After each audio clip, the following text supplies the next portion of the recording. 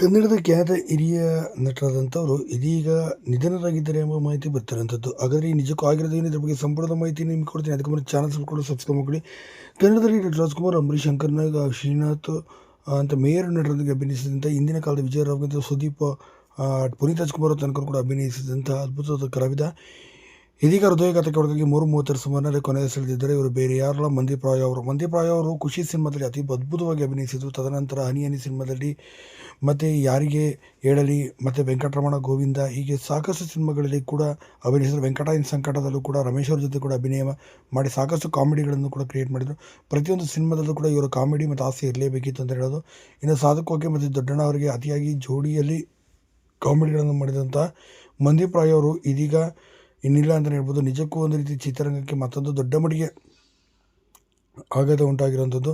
ಕನ್ನಡ ಸಿನಿಮಾದ ರಂಗದಲ್ಲಿ ಮೇಲಿಂದ ಮೇಲೆ ಸಾವು ನೋವುಗಳು ಸಂಭವಿಸ್ತಾನೆ ಇದೆ. ಈಗ ಇದೇ ಸಾಲಿನಲ್ಲಿ ಮಂದೀಪ್ ರಾಯ್ ಅವರು ಕೂಡ ಸೇರ್ಪಡೆ ಆಗಿರೋದು ನಿಜಕ್ಕೂ ವಿಪರ್ಯಾಸವೇ ಸರಿ ಅಂತ ಹೇಳ್ಬೋದು. ಏನೇ ಇರಲಿ, ಮಂದೀಪ್ ರಾಯ್ ಅವರ ಆತ್ಮಕ್ಕೆ ಶಾಂತಿ